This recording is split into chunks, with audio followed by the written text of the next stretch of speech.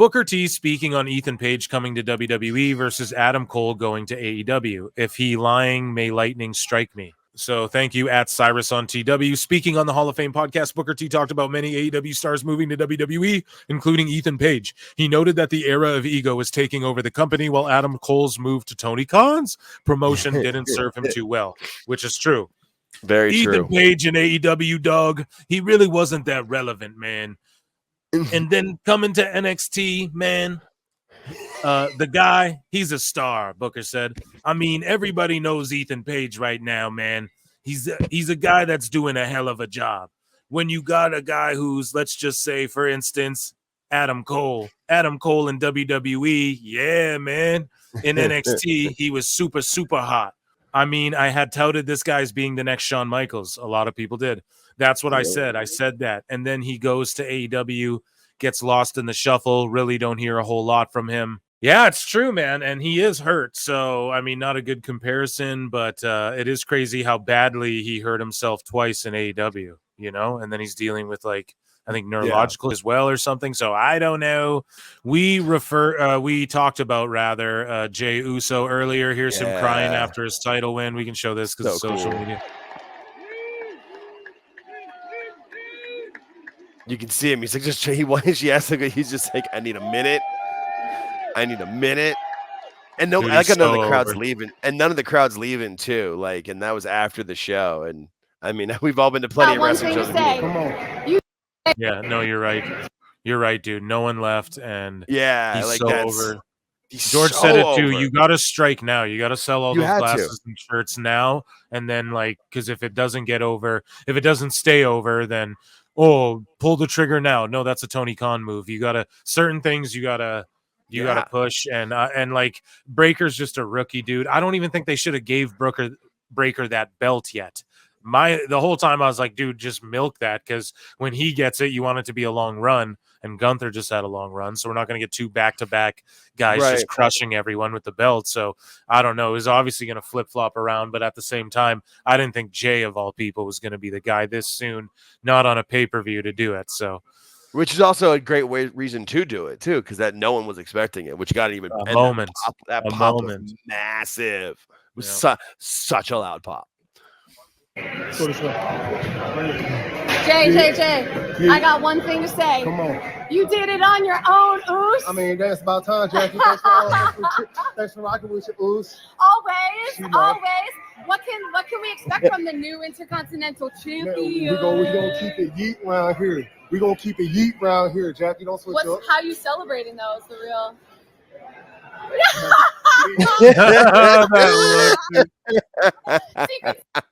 Stay with me.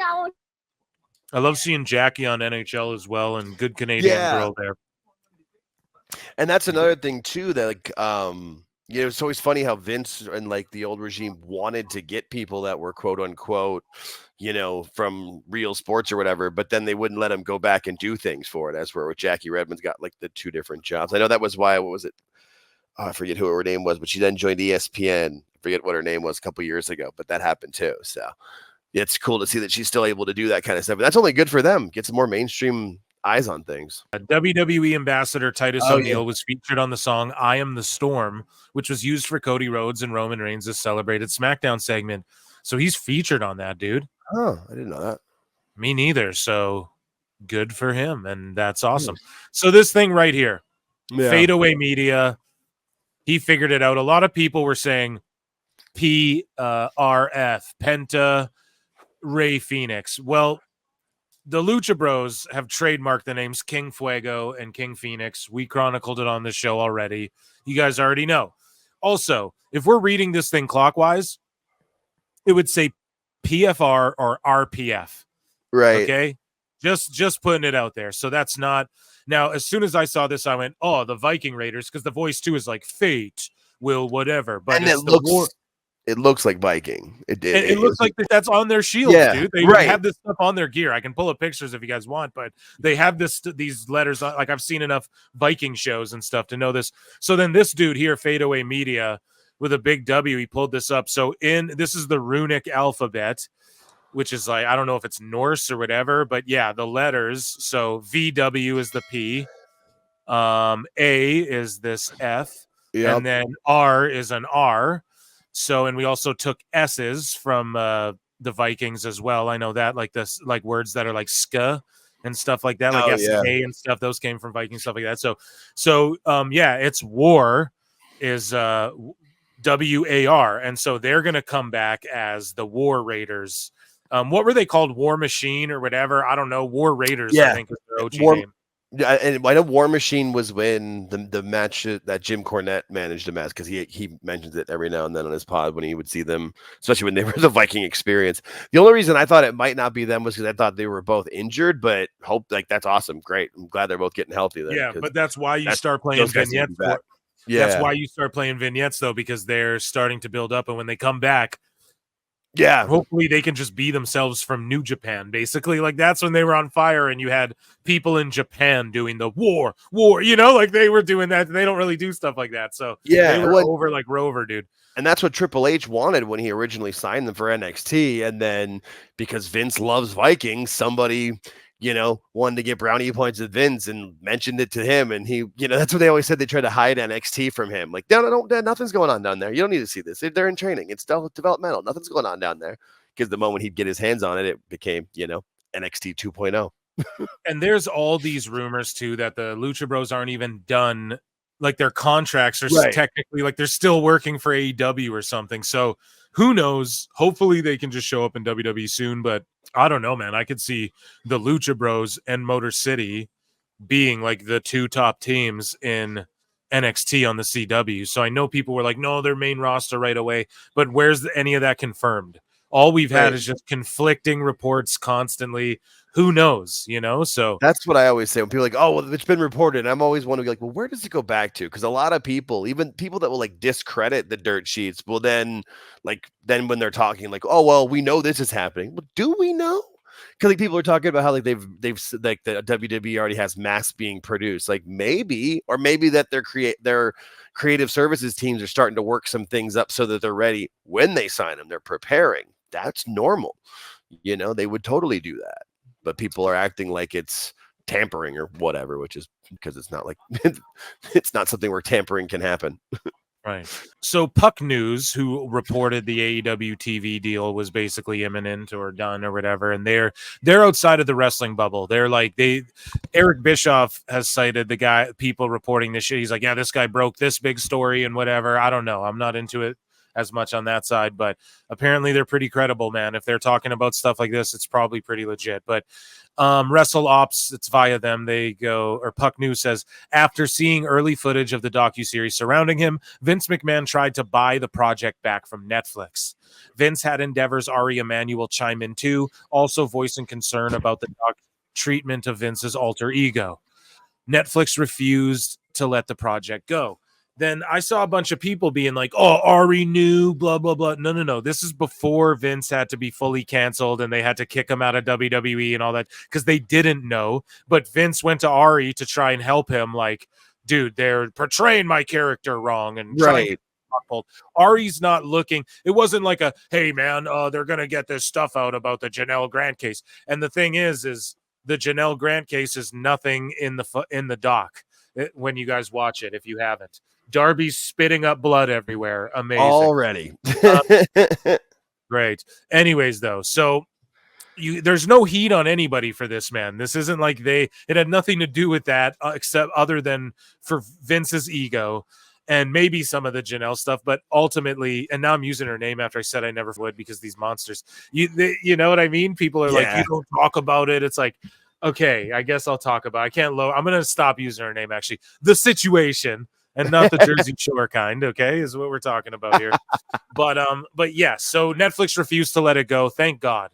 I know people are like, oh, it was boring, but nah, I'm breaking down the series and you guys are going to love it. I think the only people that think it's boring are people that know all the story. Like imagine somebody that doesn't know, but knows wrestling exists or there's a lot of people. I got friends that watch stuff that know nothing about online, like what goes on online, or any of those backstories and stuff. So there's definitely a lot to it that people need to see. So Vince McMahon puts out a statement, right? Now, the last tweet I read was before Vince's statement came out, okay? Or I mean after, pardon me. So I don't know if they're making that up, but Puck News is pretty credible from what I hear. So I guess we can believe that. That's why I read it first, because that's in hindsight, right? Oh, he tried to bury this, but he puts out this statement going, I don't regret participating in this Netflix documentary, pal. Huh? The producers had an opportunity to tell an objective story about my life and the incredible business I built, which were equally filled with excitement, drama, fun, and a fair amount of controversy, life lessons, and definitely no poop.